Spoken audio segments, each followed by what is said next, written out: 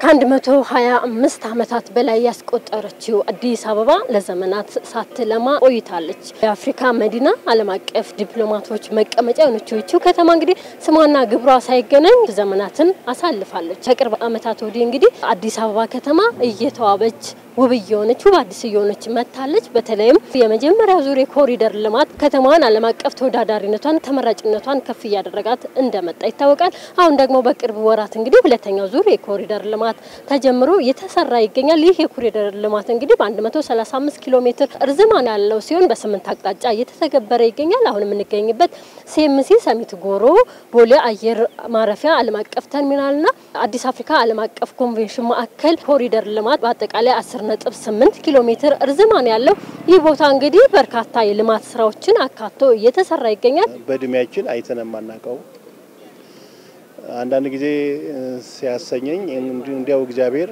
እንኳን እድሜን አራዘምከኝ ይሄን አይቼ በሞት ከዚህ በኋላ ሞት ካልባለ በእውነቱ ታይቶ ማይታወቅ ስራ ነው የሰሩት።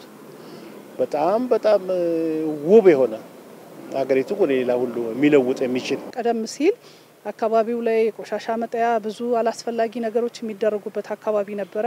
እንደ ነዋሪ ወጥቶ መግባትም ብዙ ስጋት የነበረበት አካባቢ ነበረ። ከመሰረተ ልማት ጀምሮ መብራትም ጽዳትም ብዙ ነገሮች አስቸጋሪ ሆኑበት ነበረ።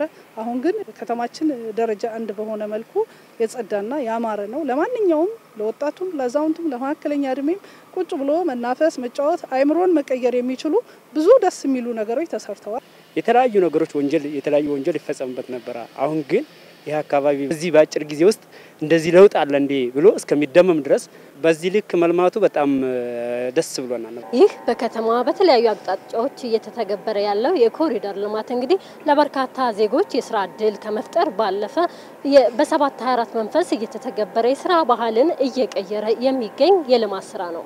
ከዚህ በፊት የነበረው የስራ ባህልና አሁን ያለው የስራ ባህል ከፍተኛ ልዩነት ነው ያለው።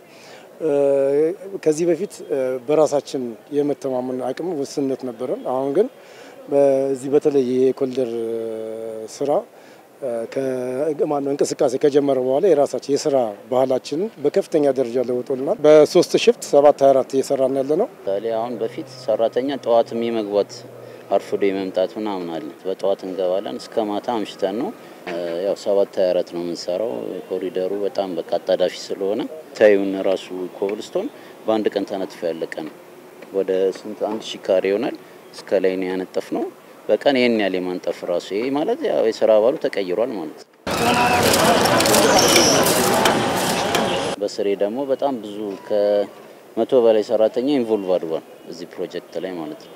ከፍተኛ የስራ እድል ተፈጥሯል። በአንድ ቀን ከ70 እስከ 80 ሰው ነው አካተን የምንሰራው። ከ30 በላይ ሴቶች ከ40 በላይ ወንዶች እና በርካታ የስራ እድል ፈጥረናል። እንግዲህ የኮሪደር ልማት የእውቀት ሽግግር እንዲኖር አንዱ ካንዱ የእውቀት ልምድ እንዲለዋወጥ እያደረገ እንደሚገኝም ነው እንግዲህ በዚህ አካባቢ ተሰማርተው እየሰሩ ያሉ የስራ ተቋራጮች የነገሩን። እርስ በርስ ማህበር ለማህበር እንደገና ደግሞ ትልልቅ ኮንትራክተሮችም አሉ። ከነሱ ጋር የልምድ ልውውጥ በማግኘት በርካታ ስራዎችን እየሰራን እንገኛለን። ችግኛውን በጣም ብዙ የተማርኩበት ሆኗል። ለምን አዳዲስ ስራ አለ። ከዚህ በፊት ያው ህንጻ ላይ እንደነ ግንባታዎች እንጂ ወደ የመንግስት ስራ ምናምን ሲሰራ ብዙም አልተሳተፍኩም። ይሄ መጀመሪያ ነው። ነገር ግን በጣም ብዙ ልምድ ነው ያገኘሁበት ከሰራተኞቼም ከስራውም ማለት ነው።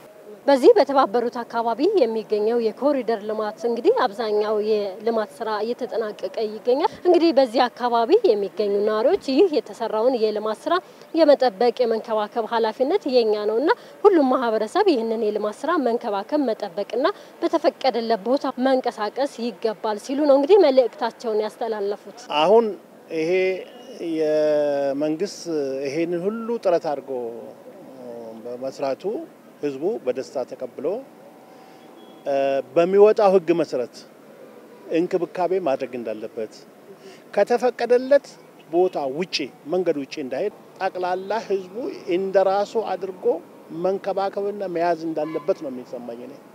ትልቁ ስራ እሱ ነው። ይሄ ከተደረገ ይሄንን ለዘላቂነት ማቆየት የምንችልበት ነው።